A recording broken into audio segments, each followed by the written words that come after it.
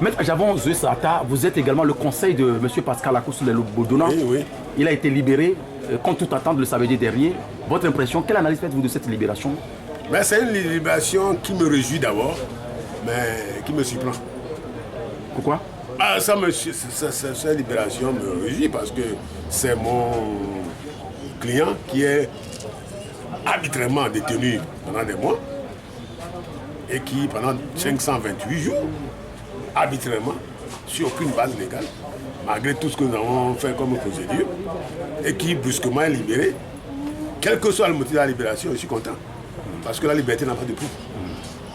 Mais maintenant, les conditions de sa libération, c'est ça, je suis étonné. Puisque nous étions devant la chambre d'accusation pour discuter justement de ça, 2 jours avant sa libération, et que nous avons été déboutés, la chambre d'accusation a rejeté notre demande. La demande, c'était quoi? Que l'ordonnance qui a déposé le juge, que cette ordonnance soit annulée. Parce que nous avons dit que ce juge-là qui a rendu l'ordonnance n'avait plus aucune compétence pour rendre cette ordonnance-là. Il ne pouvait pas, il n'avait plus aucun droit. Il ne pouvait plus agir dans ce dossier. Et pourtant, il a agi dans le dossier. Il a déposé Bodona. Et c'est cette ordonnance-là que nous avons atteinte devant la chambre d'accusation, en annulation. Si l'ordonnance avait été annulée, l'ordonnance du juge avait été annulée, automatiquement, Poisson Bodona a été libre. Mais on a rejeté notre demande le mercredi. Puis paradoxalement, Bodona est libéré un samedi et puis tambour battant, en tout cas, comme ça le Togo a l'habitude. Le Togo ne veut pas être un pays normal. Le Togo, tu veux toujours faire la vitesse dans l'anomalie. Et les gens disent anormalité, mais on était dans les anomalies extrêmes. Et tout ça, c'est encore une anomalie extrême. Bon, je dirais que il a été libéré sur quelle base? À ce jour, nous, avocats, nous ne le savons pas. Nous, avocats, nous ne le savons pas. Puisque les confrères, on s'est concerté, je viens encore de rencontrer l'un des principaux, mais qui ne sait pas non plus. On parle d'une libération d'office en tant que juriste, qu'est-ce que ça veut dire? Ça veut dire que lorsque la personne a fait plus de la moitié de la peine prévue par la loi pénale et qu'on ne l'a pas jugé, il y a libération d'office. Mais nous disons, c'est dans le cadre normal.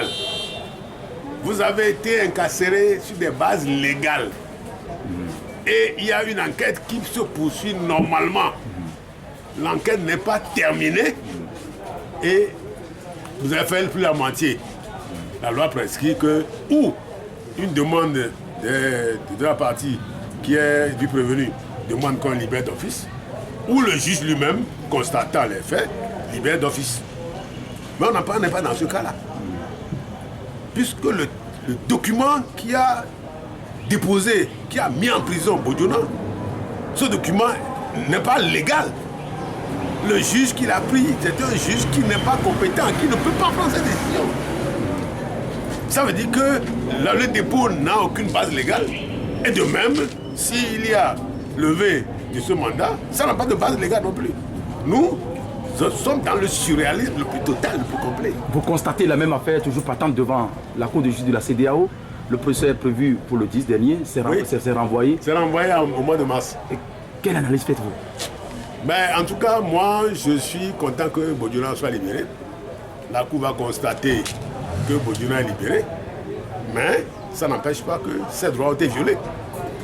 Vous poursuivez toujours l'État? Ah oui. Mais la liberté n'a pas de prix. Pascal Bodona a passé 528 jours de détention arbitraire. Ça n'a pas de prix. Il faut que l'État répare. Ah oui, il faut que l'État soit condamné à réparer.